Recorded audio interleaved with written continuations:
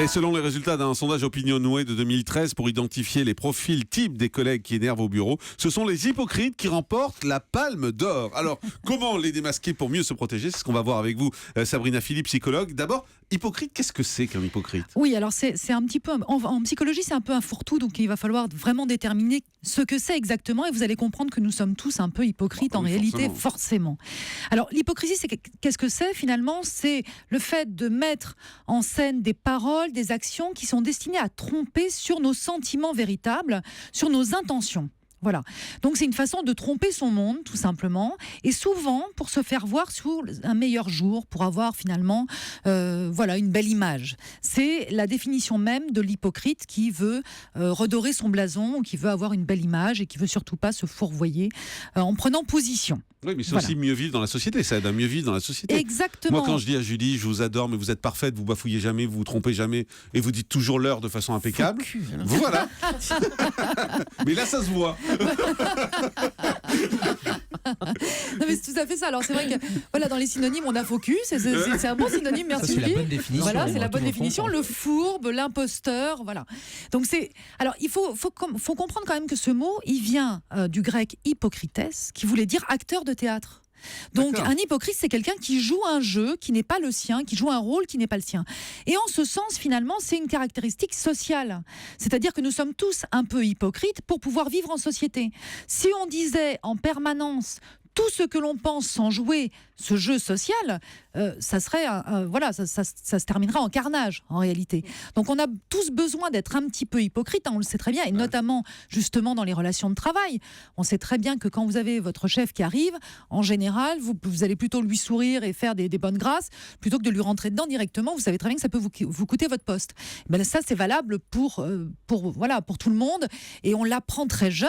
On l'apprend en réalité, les enfants commencent à l'apprendre évidemment dès 6 ans, quand ils sortent de maternelle, quand ils arrivent au CP, on leur apprend justement, c'est la socialisation, donc ils se socialisent en maternelle, et vers 6 ans, l'arrivée au CP, et c'est pour ça que on est gentil avec la maîtresse, on fait des sourires, on amène des petits cadeaux, les petits bouquets de marguerites. C'est parce qu'on aime bien sa maîtresse, non? Alors c'est aussi parce qu'on aime bien sa maîtresse, mais aussi on comprend quelque chose, c'est qu'on comprend évidemment qu'il faut se montrer sous son meilleur jour vis-à-vis de ceux qui prennent les décisions. Ah oui. Et c'est un apprentissage social, on en a tous besoin. Hein. Évidemment, on n'est pas tous des kamikazes. Pour vivre en société, on a besoin d'être tous un peu hypocrites. Maintenant, évidemment, vous avez des personnes qui fondamentalement le sont à outrance, et ça peut être très dérangeant. Alors, ce que vous voulez tous savoir, c'est comment on les reconnaît. Oui. Alors, je vais vous le dire. La première chose, c'est évidemment les yeux. Regardez quelqu'un dans les yeux. Souvent, des personnes qui ne pensent pas vraiment ce qu'elles disent vont avoir tendance à détourner le regard. Je vais me regarder bien droit. Moi, je regarde droit. Je vais vous dire ce que j'ai pensé de votre chronique après, allez-y. Je veux bien. Donc, les yeux, évidemment, on le dit, hein, les yeux, c'est le miroir de l'âme, mais c'est vrai, et c'est toujours une façon de fuir, hein, finalement, quand vous regardez à droite, en haut, à gauche, voilà, parce que vous n'êtes pas vraiment investi de ce que vous êtes en train de dire. Deuxième chose, c'est le sourire. Alors, il y a un chercheur espagnol qui a fait des études sur le sourire et qui a montré en réalité que le sourire social ne concerne que le bas du visage. Quand vous souriez, essayez. Hein, le sourire social, c'est celui-là, voilà. C'est uniquement, le bas. Voilà, c'est le bas. Quand même de sourire que du bas. Là. Bah oui, quand vous souriez que du bas, vous. C'est peut-être qu'on n'est pas hypocrite, en fait. C'est peut-être ça. Hein. Vous souriez du bas. Non. Vous avez le bas qui sourit. Voilà, j'ai le bas qui sourit. Et ça, c'est le rire hypocrite. Non. C'est ça. Vous allez voir pourquoi non, parce que il a démontré, il a fait vraiment pas mal d'études dessus. Il a démontré qu'en fait, le vrai sourire, on ferme les yeux en même temps. C'est-à-dire qu'on plisse les yeux.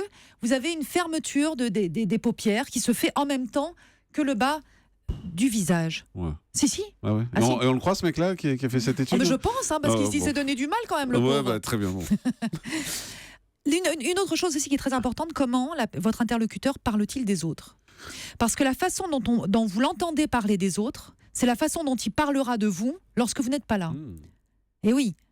Ça, c'est bien ça. Oui. La façon dont il parle des autres, et la façon dont il parlera de vous quand vous n'êtes pas là. Exactement. Ça, je retiens. Exactement. Parce que, justement, s'il a tendance à... alors, en plus de ça, l'hypocrite fait souvent des sous-entendus. Il va rarement directement dans l'attaque. Il fait des sous-entendus pour faire comprendre que d'un tel ne fait pas vraiment son travail et puis que l'autre n'est pas... Mais ça va être toujours par sous-entendu parce qu'on ne pourra pas lui reprocher de l'avoir clairement dit. évidemment, parce qu'il est fourbe. Donc, il va le faire par sous-entendu, mais ne vous y fiez pas et surtout ne rentrez pas dans son jeu parce qu'il va essayer, vous, par contre, de vous faire dire des choses directement dont il va pouvoir se servir contre vous. C'est un salaud, quoi. Un petit peu quand même, on peut le dire, on peut le dire. Donc, il faut savoir aussi que l'hypocrite, en général, ne vous contredit pas, parce que lui, il ne veut pas prendre position pour vous contredire.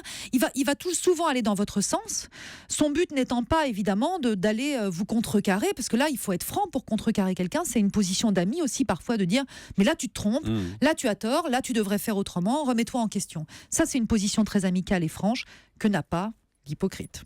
Voilà. Et puis souvent, il en fait des tonnes, on le reconnaît aussi comme ça. Vous êtes toujours merveilleux, vous êtes fantastique, comme vous disiez à Julie tout à l'heure. Vous êtes merveilleux, vous êtes mais fantastique. Je le pense, vraiment. Regardez son regard fuyant.